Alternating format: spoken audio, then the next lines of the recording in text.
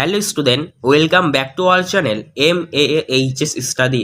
অষ্টম শ্রেণীতে তোমরা যারা পড়ছো ক্লাস 8-এর রায় ও মার্টিন প্রশ্নবিচিত্রার ভূগোল বিষয়ের 5 নম্বর মডেল স্কুলের প্রশ্নপত্র ও তার অ্যান্সার নিয়ে আলোচনা করব। MCQ, SAQ, বড় প্রশ্ন, শর্ট প্রশ্ন সমস্তটাই করিয়ে দেবো সমাধান, তাই বিস্তারিত ভিডিওটি সম্পূর্ণ দেখতে থাকো। প্রথমে দেখো 2 দাগের একা তাকি বলেছে, এই যে মানচিত্রগুলো দিয়েছে না, রেখা মানচিত্রের সাহায্যে করতে বলেছে। পরীক্ষার আগেই তোমাদের রেখা মানচিত্র কি কি আসতে পারে মানচিত্রের সাজেশন সম্পূর্ণ দিয়ে দেবো, সেটা করে যাবে, তাহলে পরীক্ষা 100% কমন হয়ে যাবে। তাই এটি তোমরা MCQ-গুলো দেখে না। প্রথমে দেখো কি বলেছে, সঠিক উত্তরটি নির্বাচন করো। বলেছে পৃথিবীর চৌম্বক ক্ষেত্র নামে পরিচিত, এটি তোমরা সঠিক আনসারটি লিখবে বহিঃকেন্দ্র মণ্ডল। ঠিক আছে, বহিঃকেন্দ্র মণ্ডল, অপশন সিতে হবে সঠিক অ্যান্সার। পরবর্তী দেখো 2 নম্বরটা কি বলেছে, বেলে পাথর রূপান্তরিত হয়ে যে শিলায় পরিণত হয় সেটা হলো, তোমরা লিখবে অপশন বি, কোয়ার্টজাইট। ঠিক আছে, তারপরে পরবর্তী দেখে নাও 3 নম্বর প্রশ্নটা কি বলেছে, ম্যাকেরাল আকাশ যে মেঘ সৃষ্টি হয় তা হলো, এতে তোমরা করবে সি, সিরোকিউমুলাস। ঠিক আছে, তারপরে দেখো 4টা কি বলেছে, তুষারপাত হলো এক ধরনের, তোমরা লিখবে অধঃক্ষেপণ, অপশন ডি।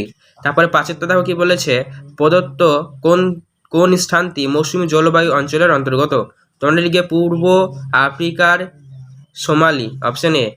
6টা দেখো কি বলেছে, যে জলবায়ু অঞ্চলে 6 মাস দিন ও 6 মাস রাত্রিতে থাকে সেটা হলো টুন্দ্রা জলবায়ু, অপশন ডি। 7টা দেখো কি বলেছে, ভারতে পরিবেশ অবনমনের কারণে প্রতি বছর ক্ষয়ক্ষতির পরিমাণ, তোমরা এটি করবে অপশন এ, $80 বিলিয়ন।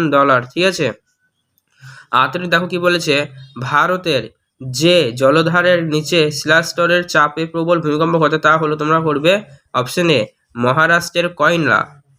ঠিক আছে, 9টা দেখো কি বলেছে, প্রশান্ত মহাসাগরের মার্শাল দ্বীপটি ওশেনিয়ার যে আঞ্চলিক বিভাগের অন্তর্গত তা হলো অপশন নাম্বার সি, মাইক্রোনেশিয়া হবে। ঠিক আছে, পরবর্তী 10 নম্বর দেখো কি বলেছে, অস্ট্রেলিয়ার সর্বোচ্চ পর্বতশৃঙ্গ হলো, আপনারা লিখবে অপশন বি, ব্লু রেঞ্জ।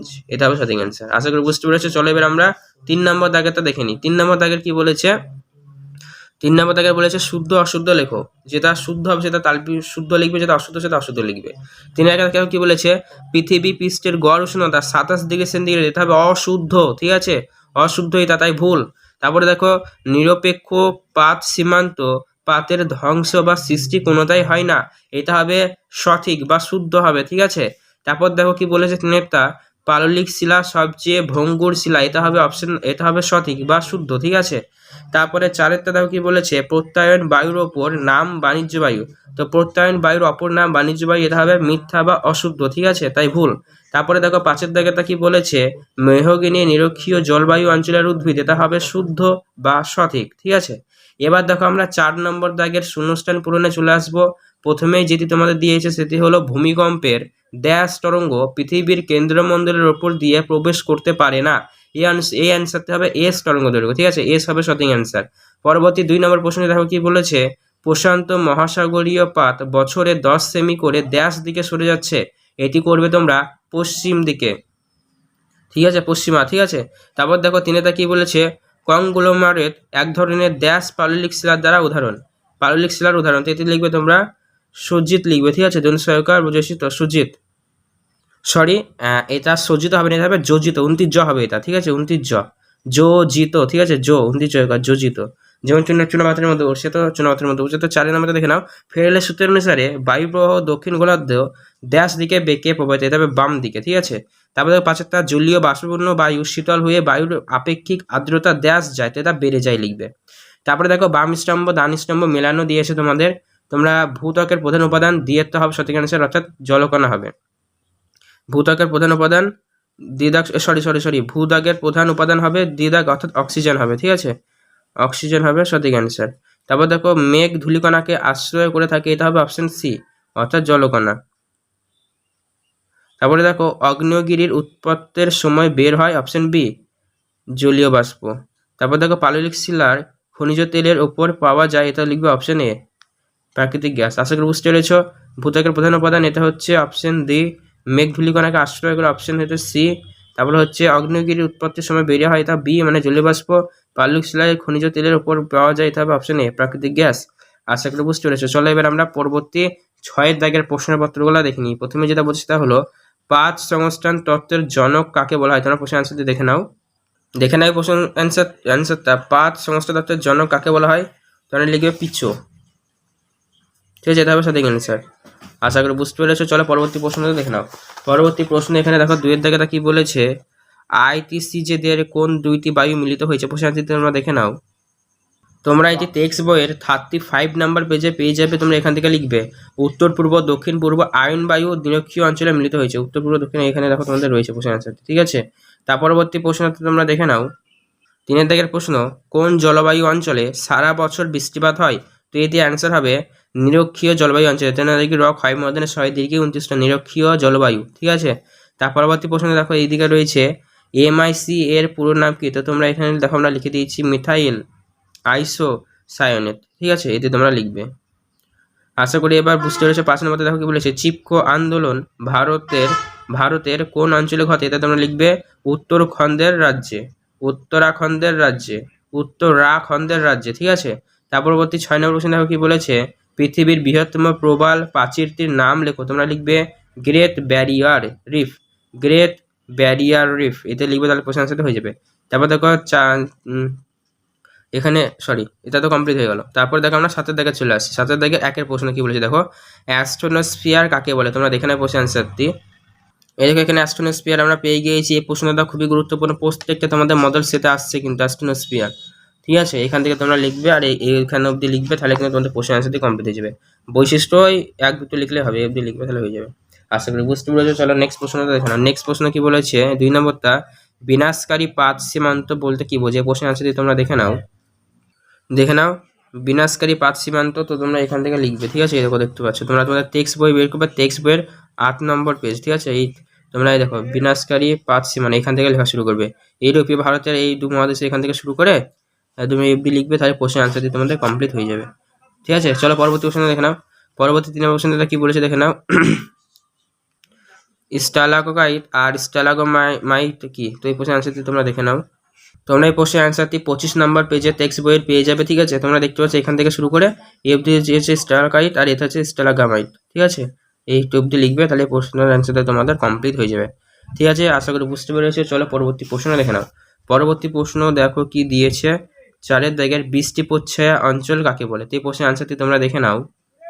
তো বৃষ্টিপচ্ছায়া অঞ্চল কাকে বলে দেখো তোমরা দেখতে পাচ্ছ এখান থেকে শুরু করে এফডি লিখবে, তাহলে তো কিন্তু তোমাদের প্রশ্নের অ্যান্সারটা পুরোপুরিভাবে কমপ্লিট হয়ে যাবে।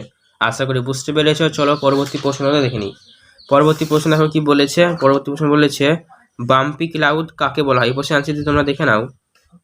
তো তোমরা দেখতেই পাচ্ছ বাম্পি ক্লাউড, তো এখান থেকে শুরু করে তোমরা এফডি একটু লিখে নেবে কষ্ট করে, তাহলে কিন্তু তোমাদের প্রশ্নের অ্যান্সারটা পুরোপুরিভাবে কমপ্লিট হয়ে যাবে। আশা করি বুঝতে পেরেছো। তো চলো পরবর্তী প্রশ্ন দেখে নিই। পরবর্তী প্রশ্ন দেখো কি বলেছে, শিয়াল ও সীমা বলতে কি বোঝায়? এই প্রশ্নের অ্যান্সারটি তোমরা দেখে নাও।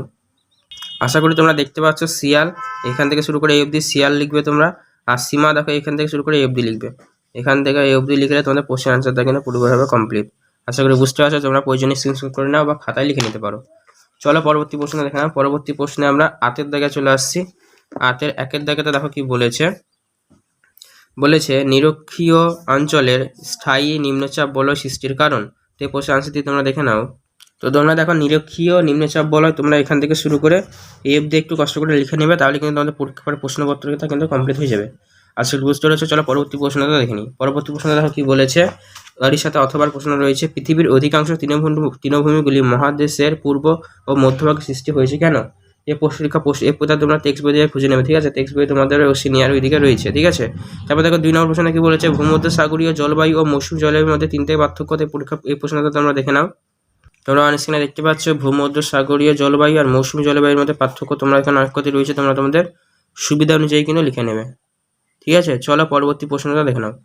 পরবর্তী প্রশ্ন আমরা দেখে নেব। পরবর্তী প্রশ্ন আমাদের রয়েছে 3 নম্বর প্রশ্ন, পরিবেশ দূষণ ও পরিবেশ অবনমন কি? তারপরে তোমার উত্তরের সাপেক্ষে যুক্তি দাও। তো পরিবেশ দূষণ ও পরিবেশ অবনমন কি তোমরা দেখে নাও। তোমরা অনেক সময় দেখতে পাচ্ছ পরিবেশ দূষণ এখানে রয়েছে। ঠিক আছে, এখান থেকে অবধি লিখবে পরিবেশ দূষণ। এবার যেতে আছে সেটা হলো পরিবেশের অবনমন। তো পরিবেশের অবনমন দেখো পরিবেশ সামগ্রিক গুণমানের এখান থেকে শুরু করে অবধি লিখবে, তাহলে পরিবেশের অবনমন হয়ে গেছে। এবার এই জিনিসটা নিয়ে একটু বিস্তারিত আলোচনা করতে গেলে তোমাদের এখান থেকে অবধি লিখলে হয়ে যাবে। পরিবেশ অবনমনের কারণ এই সমস্ত জিনিসগুলো তোমরা যদি একটু করে দেখে যাও, তাহলে কিন্তু তোমাদের এই প্রশ্নের অ্যান্সারটা পুরোপুরিভাবে তোমরা নিজে নিজে বানিয়ে লিখতে পারবে। ঠিক আছে, একটু দেখে নাও। পরবর্তী প্রশ্ন দেখো, পরবর্তী প্রশ্ন কি বলেছে। পরবর্তী প্রশ্ন হলো চারেরটা, অস্ট্রেলিয়া কার্পেন্টেরিয়া নিম্ন সমভূমিতে আন্তর্জাতিক কূপ গড়ে উঠেছে কেন? এই প্রশ্নের অ্যান্সারটা তোমরা দেখে নাও। তো তোমরা এখান থেকে লেখা শুরু করবে, ঠিক আছে, এখান থেকে তোমরা লেখা শুরু করবে, এই অবধি লিখবে, তাহলে কিন্তু পরীক্ষার জন্য এই প্রশ্নপত্রটা তোমাদের রেডি হয়ে যাবে। ঠিক আছে, দেখো এখানে একটা সুন্দর ছবিও দিয়ে দিয়েছে, তোমরা ছবিতেও দেখে নাও।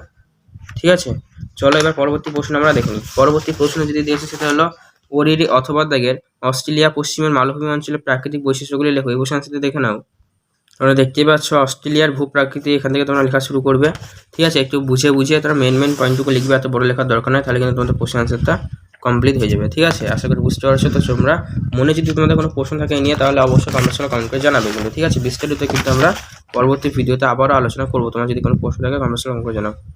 আশা করি বুঝতে পেরেছো। তো চলো পরবর্তী প্রশ্ন দেখে নিই। পরবর্তী প্রশ্ন আমরা 9-এর 1-এর দাগের এবার চলে আসবো। বলছে তুন্দ্রা অঞ্চলের অধিবাসীদের জীবনযাত্রা প্রণালী আলোচনা করো। তো প্রশ্ন আনসারটি তোমরা দেখে নাও।